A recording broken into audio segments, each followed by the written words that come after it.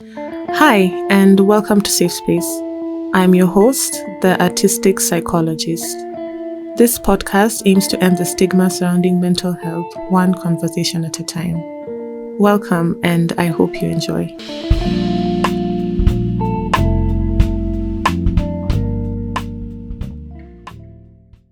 Today I have Michelle on the show. Welcome. How are you doing today? How are you feeling? Anxious. Anxious? Yeah. Okay then, why? One, it feels like we're just the both of us, but I can see that we're not just the both of us. So that's the first thing. Secondly, grief, I think I haven't spoken about publicly with people who don't intimately know the details of everything that I've been going through for a long while now. Yeah, so that's a little nerve-wracking. Okay, that makes sense. Well, thank you for doing this with me. I'm truly grateful, truly grateful. And I know discussing grief and your journey through grieving is not an easy thing to do. And I'm just grateful that you agreed to do this with me today. So thank you. I'll try to make it as comfortable as possible. Yeah. Okay then. So you lost two important people in your life in the recent past. Yeah. Two people that I believe it would be fair to say were important foundations in your life. How then has it been for you not having these foundational people present in your day-to-day life? I mean, on one hand, I feel like I am a young adult, as we had spoken about before we started recording. So I feel like I've had a good time, like a good amount of my life that I spent with them. So on one hand, it feels like, oh yeah, I had a really long time to be in community with these people who taught me a lot of things and who I got to experience in so many ways that I am glad that I got to experience. So in that way, it feels like I've had a lot of time and I'm grateful for the time that I had.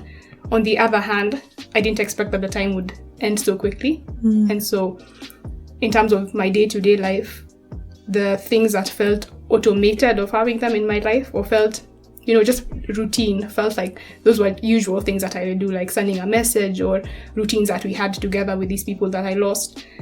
Those are the things that I think have been more, I guess, jarring or violent in dealing with the day-to-day of grief. Yeah. Yeah. Okay, you've mentioned that you've had them for a significant amount of time in your life. Do you feel, but then at the same time, it feels like it's really quick the way they've gone, yeah? Do you feel like just that fact, does it make it easier for you to accept what has happened, or does it make you maybe more angry about it? You wish you had more time? I don't think, I know the stages of grief talk about anger and that kind of thing. But I don't think I can say that I felt angry yet. I mean, I feel like I have been very aware of my mortality and just the general mortality of everyone around me and my experience as a human being very, finite. And so that experience of knowing that this is going to end, whether I like it at a time that I don't know, maybe now, maybe tomorrow, maybe after this episode, has always felt very real to me. So I don't think I've been angry or shocked in that way. I think I've just been surprised by how much it's not talked about, how much I hadn't had about this experience that I thought I could have been prepared for if I had this platform to have had about what people experience when people die, because people do die, die all the time, but I just didn't think that I was prepared in the ways that I am seeing Black people on the continent, women talking about their experience of having people die who are very close to them and who are very foundational. So I feel like on one hand, yes, I was prepared for people to die, but I wasn't prepared to live after they die. Yeah. Okay. I think actually you're right about that. For the longest time, I thought Africans are really good at talking about grief, but I think I've realized we're really good in the moment when the person has died, like maybe organizing the funeral, mourning in the moment, but then after that, we really don't talk about it. It's just, a hush thing, maybe till the memorial happens, or when 1 year down the line, we're like, oh, okay, that happened a year ago. But I don't think we really create enough space for people to talk about, like, how it feels, or what people go through in their day-to-day life. So yeah, I definitely agree with that. So how would you describe your journey through grieving? What has been especially difficult for you? Is there anything that's been easy? Maybe I'll batch it up in time periods. So I think immediately after, the two deaths that I've experienced were vastly different. So one was where there was a terminal illness for a long period of time, and so there was anticipatory grief. There was a lot of time where you know that this is going to come, this is going to happen, we are at this point of it, and so even if I can't say that you'll be dead in this amount of time, I know that an end is near, and the end is something that we're actively talking about with this person who's about to die. So on one hand, for that, I felt like I'd been grieving for a very long time, and so even after they died, it felt like a continuation of grief that had already started. So for that, I found it a little easier in terms of, this is something that I haven't yet quite been able to name, as for example, anticipatory grief, and to know that, this person is actually going to die, and we've spoken around, yeah, you might die tomorrow, I might see you, there's a very tangible conversation around you not being present in a couple of days, or a couple of years, or a couple of months. So on that spectrum of the end of grief, I think the easier part was that, having had a lot of time to think about, what do you think about this? What do you feel about this? Are you ready to let go? Are you ready to, what are you thinking around it? And having that very active conversation through your, visible, actual dying versus, the rest of us who don't actually know that we are dying even when we might be dying, right? Yeah. So having had that experience, I think that was a little easier to deal with at first. I think what I didn't anticipate after having the anticipatory grief and them actually dying was, now you're dead, meaning like you're not here tangibly and physically. Mm-hmm. We can no longer talk about this because we have talked about it and now it's happened. So I think immediately after that was the most shocking thing, like, your cup of tea doesn't quite exist anymore. This and this experience that we had doesn't quite. So immediately the one thing was like, it's just because we have spoken about this thing doesn't mean that your physical presence will the absence of your physical body will be anything easier, or it will be anything lighter. So I think that was the first most difficult thing. Like, seriously, even if we talked about all of this, even if we were preparing for this, it doesn't matter, because once you're not here, you're really not here. And I can't actually now talk to you about how we had been talking about all of this and the preparation for this. So I think what was immediately difficult was that, like, it's different when, even if we've spoken about it, it's still different. It will still feel like this big thing is missing, because the grief before you die and when you actually die, and like I said earlier, that you leave me here to be alive after your death, I still couldn't quite understand.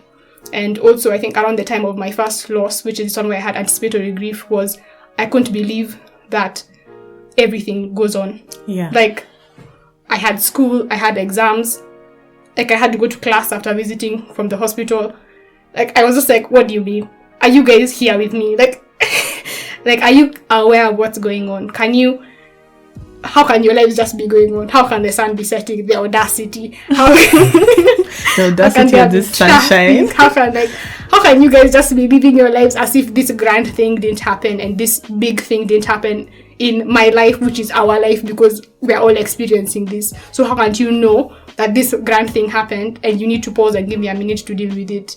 So I think that was the biggest thing, especially my first experience of loss. And with the next experience of loss, it was quicker. It was a lot quicker, because it was just like, we're here, we're talking, and I'm the one who has the gut feeling that something is going to go wrong. And then the something does go wrong and it's over. So it's just like, okay, I had a gut feeling and I couldn't say anything about it, obviously, because I'm not the one to tell you you're about to die, or I think that you're about to die, because what am I saying? Mm-hmm. The ancestors might be speaking to me, but they're speaking to me, not to the both of us.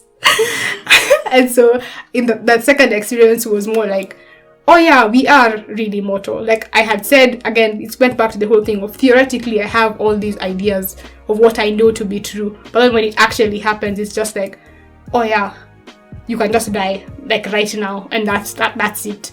And so my first immediate thing was back to the audacity of life to go on. Mm-hmm. What do you mean that you will die now, and in the next moment we'll be having a conversation about something that seems ridiculous, like what I'm going to eat. Who cares what I'm going to eat? Or like, what am I going to wear to the funeral? Or you know, they're saying that Africans have all these traditions. I'm just like, who cares about those traditions? Are any of you, like, are we together? Like, are any of you clear about what it is that is being experienced in this moment? And so I think the most difficult thing has been that things, that time will move. Time here being used very loosely, because what is linear time, what is all of that, but like, how can the days go on? How can all these experiences go on? How can there be an expectation that there is continuity? What is continuity of my life after these big things have been stripped of my daily experience? And especially outside.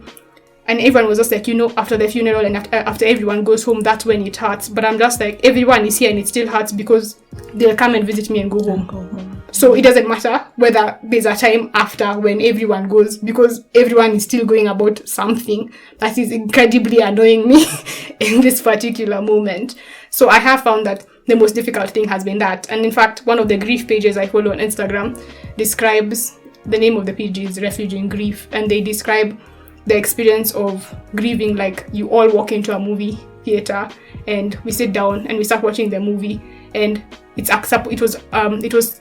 was popularized as a comedy. So we're all sitting there watching the movie, and all of a sudden the movie that I'm watching is a horror movie, and everyone is still laughing, everyone is still enjoying this movie, and I'm just like, can anyone see that it's actually become a horror movie? Can anyone see that this is not actually a comedy? And I found that analogy of what my experience has been like to be so apt, because it's just like, none of you can actually see that this one experience that I'm having is such a jarring experience. Waking up, having to go on to the next day is just like, are you guys serious? Is this truly happening to me? So that's been the most difficult thing. I found that the easy things are when I have the space to talk about the things that were fun. So like, if I remember, I really liked buying oranges at this place, and we'd eat those oranges every so often, or we'd eat cookies, and I'm with you, I'm hanging out with you, and I see the oranges, and I remember this really funny story or this really good thing that we did the last time we picked oranges. So that's been the really easy part. Like, when I think about something and I have the space to share it, and it's not just like, oh my gosh, they're talking about the person who died, and so we need to like tiptoe or be like on, just be like on edge, because oh my god, what if she breaks down? Oh my god, what if she? But you just allow me to just reminisce and think about, this funny thing happened, or 1 year ago we were dancing sillily and Google Photos reminded me, and I get to talk about that for as long as I want. So the easy thing has been when I have the space to talk about all the fun things that I remember when I remember them. But also on the other hand, when I have the space to talk about, this really big thing happened to me. So like, I got my first job, or I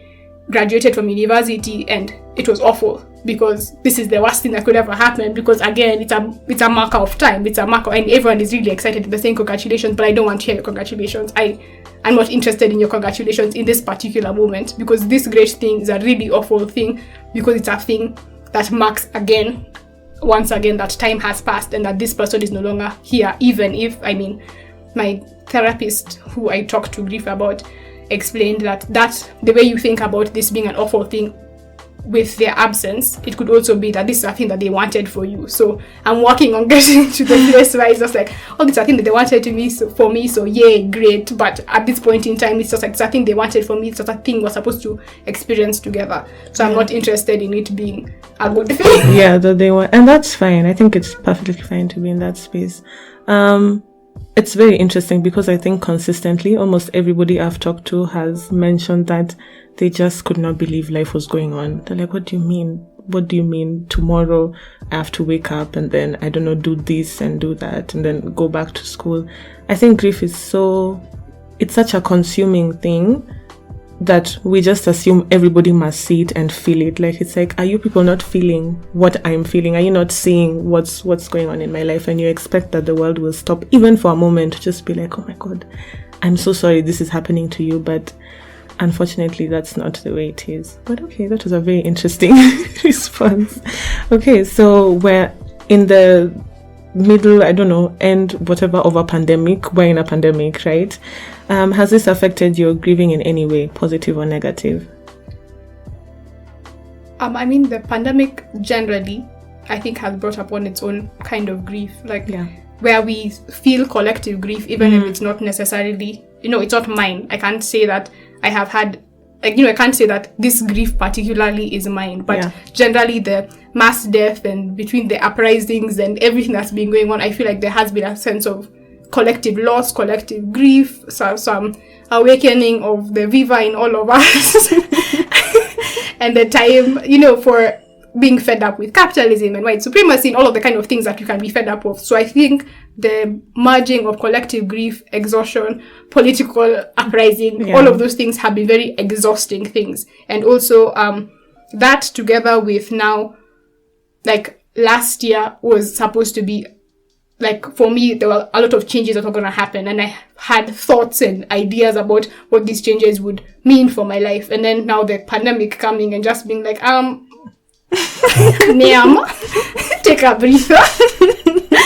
And that also being like, now you're also grieving. I had hopes, I had plans, and now those things are suspended. And that's not to say, I'm not aware of how things can change. But the pandemic particularly made it difficult for anything that you thought, anything that you could have imagined. I don't think it can quite be quantified as the pandemic. So I think that all of those things happening concurrently have definitely made it more complicated and more exhausting to be grieving in this particular time because of the context of all the, I don't want to call it noise because it's not noise, it's very necessary, necessary to be hearing, necessary to be experiencing, especially I guess feeling like a young adult, existential dread, feeling like you're forming your own ideas of the world, or, sitting more confidently and personally without, I guess, familial influence to your own person and what that means for yourself. So I have found that the pandemic particularly has made it more exhausting and made it feel like a lot heavier to be dealing with all of these things at the same time. It feels like I should be dealing with them at the same time, even if I don't have to and I don't need to, or maybe even I don't want to. So definitely grieving in the pandemic has been wild. But in terms of now maybe specifically having a support system during the pandemic, I think generally since the pandemic began, I had already been very particular about how I go about who I get to see, how I get to see them, and all of that kind of thing. And so, I mean, outside of rights of the funeral rights and all of those kind of things where, we didn't really have much control over who gets to come, who doesn't get to come, that kind of thing. But support, I think, has been there in as much as it can. And I think I'm also grateful for the pandemic because I also like time to figure things out and process them on my own, which is something that African don't know how to do. Don't quite know how to do. Yeah. And so I'm happy to have had a buffer for when I was struggling with my boundaries. Just like the pandemic, don't come and see me. Isolation. Exactly. Social distancing. So when I struggle with my boundaries, I'm happy that the pandemic was around for me to use it and just be like, I don't need the support of anyone else at this moment. I just need to be me alone and just to be falling apart for as many days as I need to fall apart until I'm ready to deal with the rest of you who have lives that are going on and it's upsetting. So in some ways the pandemic has been helpful, but in many ways it has not helpful, but it has given me a buffer. But in other ways I found that it's been incredibly difficult to be grieving and doing now all the other things that the pandemic has made us do and reevaluate. Okay then. I'm glad at least there was some positive in all of that. But yeah, definitely for many of us the pandemic has brought a lot of grief, even if it's not loss of a person, it's loss of the dreams you had, or maybe for some people you've had to stop school or whatever is happening, and it can be a lot. And I can only imagine now when all of that is going on and you're dealing with that, then a loss of a loved one is added onto that. Yeah, it must be really, really difficult. What do you think your grief has taught you about yourself? I really don't like that question. Why not?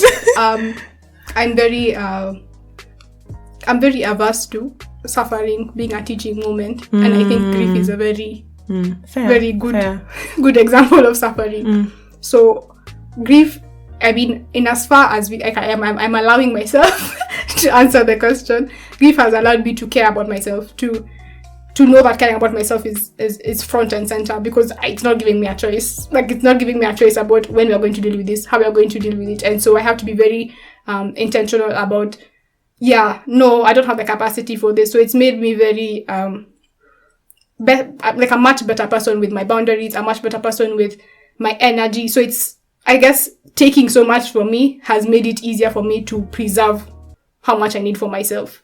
Yeah, but that's it. As far as I'm going to let suffering be teaching me about myself. Yeah, no, I don't believe in telling people like, oh, this is a teaching moment. I really don't believe in that. If someone is suffering, they're suffering, and we don't need to come and tell them like, yeah, learn from this, you can get something from it. No, but there are many times some things we go through when things quiet down, we're able to look back and be like, oh, actually in that moment, I was able to realize this about myself. And it's like, okay, that's cool. Then we leave it be and we move on with life. Yeah. Okay, then, has your perspective on relationships changed ever since the losses that you've had?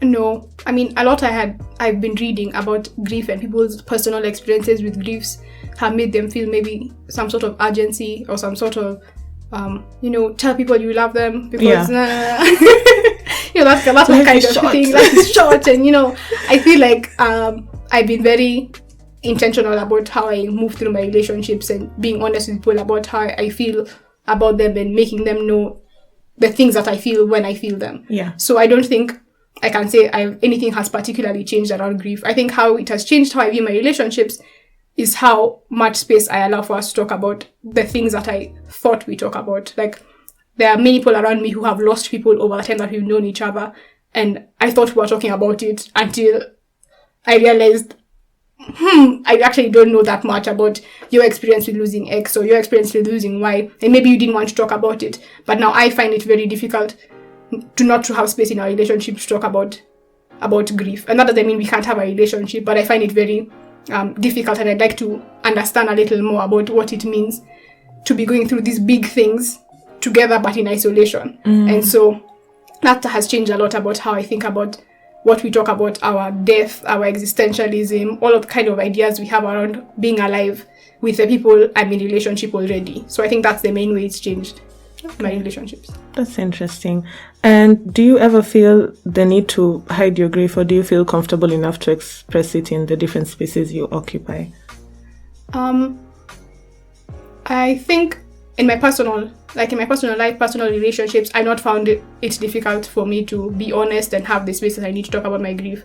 I have found, though, that for some people there's an expectation that, it's been X number of months, so, get back to it, move on with your life. I need to see that, you're doing things and you're back to XYZ, and, I just wanted to ask to meet, so that I can see that you can talk. I can see that you can come out of the house. So I haven't found it like I need to hide my grief, but I found it I'm very clear about, if your expectation of how my grief looks is XYZ and you're not willing to hear that this is not going to end, I'm going to be a grieving person as part of all the other persons I am for the rest of my existence.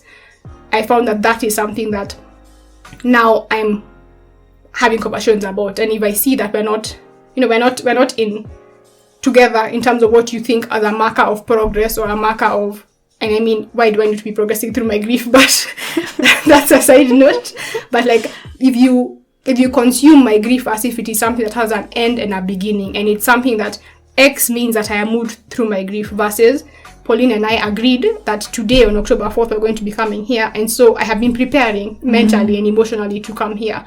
And that doesn't mean that I am strong. That doesn't mean that it is well.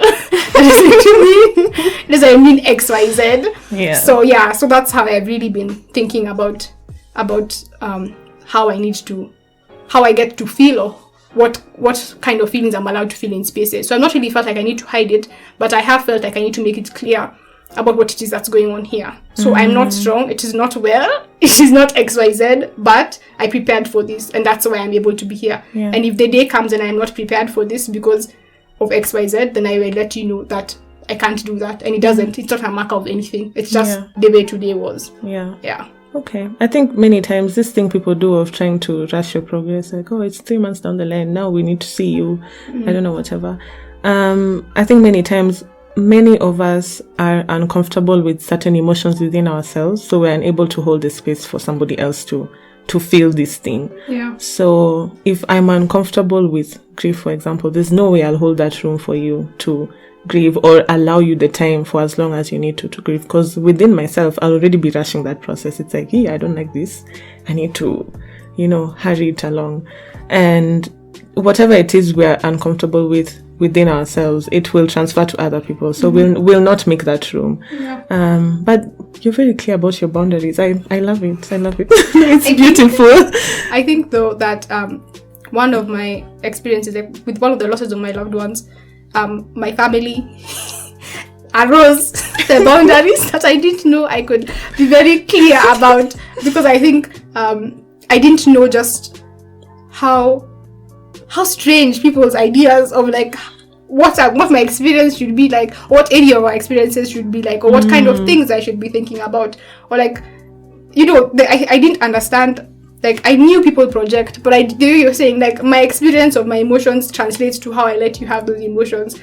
I didn't know the extent to which that can happen, and I didn't know that I have it in me to have such serious boundaries. Yeah.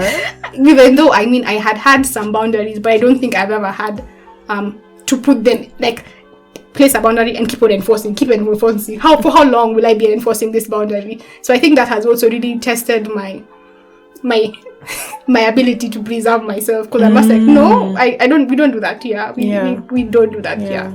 Yeah. Although to your question, I found that maybe in workplaces and like schools, like the whole bereavement leave, or the whole idea around how like, we'll give her some time and then she'll come back, and when she comes back we'll all act as if that big thing didn't happen. Like, we'll just be like, oh yeah, you're well.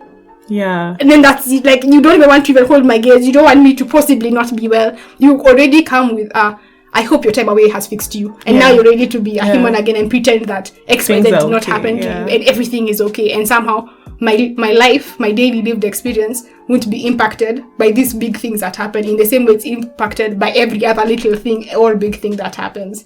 So that has been very strange, and I think now I'm also thinking a lot about what policies people have in place for bereavement leave and that kind of thing, because I've read also about how different places have 2 days, 3 days, or 1 month, and I'm like, is there 2 days exactly 3 days, or it's measured by if it's your sister, if it's your mother, if it's your and my familial relationships aren't a marker for closeness, proximity of a kind of relationship we have, how impacted I'll be. None of those things usually go through my mind, like, oh, I lost Pauline, and Pauline was third friend removed, and so my feelings are third friend. So I need 2 days. Exactly. And I find that really ridiculous because of the kind of policies that many places have, and I just find it like, wow, is this really what we are doing? Yeah. That's just as a side note, this is why I think I really like kids more than I like adults. I think, no, kids really just allow you to be. They're not gonna come and tell you like, no, stop crying, whatever. It'll just be like, you're crying, okay, why are you crying? Okay, fine. Like, Pauline is sad, that's okay, and they'll leave you alone. But adults, I don't know, we tend to be uncomfortable with, I don't know what happens between childhood and adulthood that we lose that, and we tend to be uncomfortable with very many things, emotions especially. We tend to be very, very uncomfortable with that. So we rush ourselves, we rush other people, and because of that, because I think many of us, our mindset is more about like making money or like, whatever it is, we really do not create room for compassion and empathy for what people are going through, it's very unfortunate because it makes me sad. Anyway, okay. How have you been coping? What coping mechanisms have you picked up along the way? I think my coping mechanisms are informed by a lot more than my grief. A lot of the other experiences that I've been having around also my grieving and other things that have been happening in this life that insist on continuing to happen. So that my coping mechanisms have changed with that as well. I have found that I am in much more need of, asking for help, asking for support, asking for, like when you asked me if someone can come with me, it's never something I could have ever done. Like, for me, it's just like, and in fact, I was talking about this with someone and they were telling me, and I was telling them about how those are my things.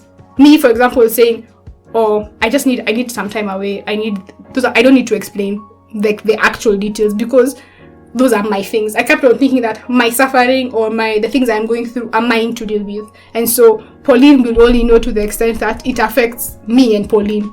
But if it's not directly, like you were saying that my emotions and how I process them affects you, that's a little indirect. But for me, it's just like, unless I'm meeting Pauline and I have a nervous breakdown, that is the only way that Pauline is affected by my nervous breakdown.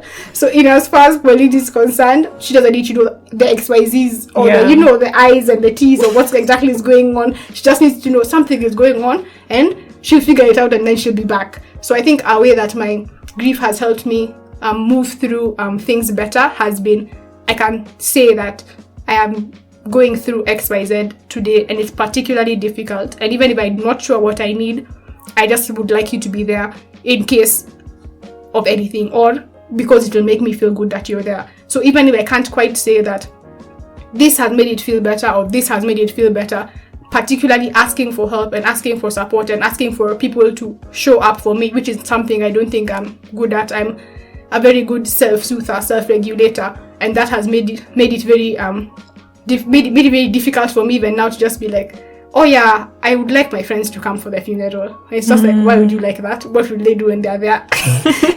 Like, what will they do that will make this feel any better? Because surely nothing can make this feel better. Yeah. But realizing that, there's something there in the asking for help, in the needing support, in the having a community that you can speak to about these things, in hearing, like now what you're doing with your platform, in hearing other people talk about their grief, and that being like, wow, that's something that I needed to hear, and I need people more than I have ever actually reached out. Like in my mind, I know, I need people, but the actual activity of doing that has been a lot more front and center during my grief. So my main coping mechanism, or like a big coping mechanism, has been reaching out and asking for support or help. Another way has been, I've been doing grief therapy. I think I mentioned earlier. I'm not sure how that's going to go, especially because I'm very, I think you've heard like of my speaking so far, I'm very clear about, like, there's no formula. I don't want and that's not to say that the stages are a formula, but they're just a general process that has been observed over a couple of people who've gone through XYZ, and so this has been a general experience of things and all of these other ways of experiencing grief. But I found that being able to say, yes, this thing happened to me, and this is how it made me feel, and saying it to this one person who has seen many people experience this thing, has also helped me be able to better articulate that today this is what I feel, this is where it hurts, and this is what triggered it. And so when I'm coming to see Pauline and talk about grief, I know when I talk about XYZ, that's when I feel the emotions coming. I'll feel it in my hands, or I'll feel it in my stomach, or I'll feel it in my throat, and I know what particular feeling of grief that is and what it's triggered by. So I found also my grief therapy has helped me think through my grief better. Like, it has given me language, has given me space to see, these are general things that I can expect, these are general things I can think about when I feel this. I mean, I might be the only one who she's seen who's felt this, but that's a thing now, and maybe I've helped in some way some other person who will want to feel XYZ. So I found my grief therapy has also been helpful. And then things that I did with the people I loved, bittersweet. I can't quite say that they've been helpful always. Sometimes they really hurt, and sometimes it's just like, wow, this is a thing that I can almost say that I can feel your physical presence here while I do this XYZ thing. And then also other things that I enjoy. So generally, anything that I enjoy is generally soothing. So that could be anything from cooking to painting to writing to reading. So so my coping mechanisms are more or less things that soothe me or calm me, or things that I enjoy. So also those are ways in which I've tried to cope. When you're talking about feeling it in your hands or your stomach, you're really taking me to my therapy sessions where sometimes I'm trying to type, where do you feel the emotion? But I mean, people need other people, and I think many times we can underestimate how much we need other people. And I think sometimes it's things that like this that happen that make us realize, like, oh my God, I actually need, in your mind you could be thinking like, I need other people, but you're just like, okay, when the time comes, they'll be there or whatever. But then now you have to take that extra step and be like, you know what, I really need you in this moment. Maybe I don't know how yet, but I just appreciate it if if you'll just be there, for me to know that you're going to be there. But it takes a lot of, I think, courage for you to do that, because it's you sharing a vulnerability. I don't think it's an easy thing to tell someone like, I need you, please, I really need you. Yeah, it takes a lot. But yeah, I'm glad you have those spaces and those people. That's really fantastic. And also therapy. This has been a consistent thing being mentioned by people, therapy. I think it's really funny because as a therapist, if you mention therapy, people are like, I don't know what I think about that. But if somebody else is like, yeah, I've been doing therapy and actually it's been helping, people are like, oh, really? Okay, maybe I should look into it. So I love it when people mention therapy. It makes me happy. Yeah. Okay, then final question. Yeah. What, if anything, brings you peace and hope at the moment? I can't say that I'm very hopeful right now. So I won't talk about hope. Yeah. About peace. I do think that finding people who I can talk honestly about how harrowing grief has been, and talk about all of these things, and it's not to be the way I was saying, like you're tiptoeing around me and you're just waiting for me to explode, or whatever kind of thing it is that you expect, because I'm a fragile thing that's going through this grand thing, or however you experience that. I found that it's very comforting to find spaces where I can talk about my grief. So, for example, being able to like listen to your podcast, or like just read the posts on your platform and seeing, oh yeah, African people are talking about this, young people like me are talking about this this thing, and wow, like I don't think I necessarily always found comfort in, oh, I'm not alone, but it's nice to just be like, oh yeah, therefore people are talking about this, like I'm not crazy, like it's something I'm always telling Shiano. He's like, oh yeah, I'm not imagining this is actually happening, like I'm not the one who's going through this. And how affirming it is to see people talking about the thing that you think, I can't be the one who's talking about this, I can't just be talking about this in my own personal space. So it's been very affirming and therefore peaceful to some extent, to just be like, there are spaces that exist, there are people who care about this being a non-hidden thing. This is not a thing that I should be ashamed of, I should be scared about talking about, and I'm not. So, and I'm not, but I'm not going to start the platform. So I'm not going to start this whole setup.